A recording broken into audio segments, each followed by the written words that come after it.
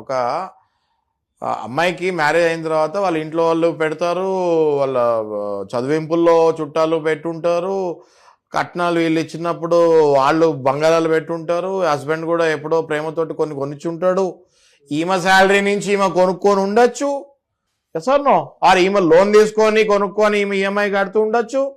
ఆ బంగారాన్ని మీ హస్బెండ్ తీసుకెళ్ళి బయట అమ్మేస్తే మీ అనుమతి లేకుండా ఖచ్చితంగా you can file an FIR file చేయొచ్చు. అట్లాంటివి చేయాలి.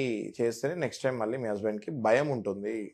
తర్వాత డ్రాప్ అవుతారా కేసు అది ఏంటి అనేది I will not say, but at least ఇప్పుడు చాలామంది ఏమంటారంటే ఆ హస్బెండ్ మీద ఎఫ్ఐఆర్ ఫైల్ చేస్తే ఇంకా ఉందా సరిగా ఫ్యామిలీ మొత్తం పాడైపోతుంది కదా, డైవర్స్ ఇచ్చేస్తారు కదా.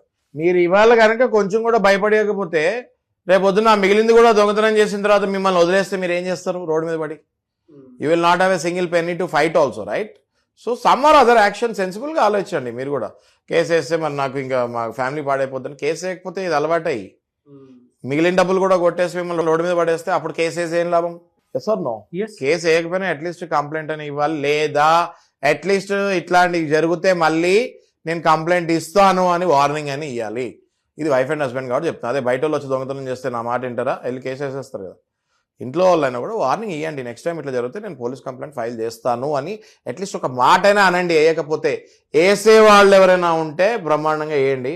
నేను వేయలేను, నా ఫ్యామిలీ పాడైపోతుంది, నా డైవర్స్ అయిపోద్ది అనుకుంటే అట్లీస్ట్ వార్నింగ్ అయినా వేయండి, నేను పోలీస్ కంప్లైంట్ చేస్తాను నెక్స్ట్ టైము, నాకు అనవసరం, నేను ఎవరికి వినను, నెక్స్ట్ టైం ఇట్లా జరిగితే నేను పోలీస్ కంప్లైంట్ చేస్తాను అని స్ట్రైట్గా హస్బెండ్ ఫేస్ మీద చెప్పేయండి. వీలైతే వాళ్ళ పేరెంట్స్కి కూడా చెప్పేయండి, హస్బెండ్ వాళ్ళ పేరెంట్స్కి కూడా చెప్పేయండి. Not at all, it's not a mistake at all by informing their parents. ఒకటి. సెకండ్ థింగ్, అసలు భార్య అనుమతి లేకుండా భార్య ఫోన్ తీసుకెళ్ళి వేరే వాళ్ళతో మాట్లాడించి ఓటీపీలు చెప్పించేసి ఆమె అకౌంట్లో డబ్బులు పడగానే ఏముంది నారాజు గారు ఇవాళ? ఇట్ ఈస్ వెరీ సింపుల్ అండి.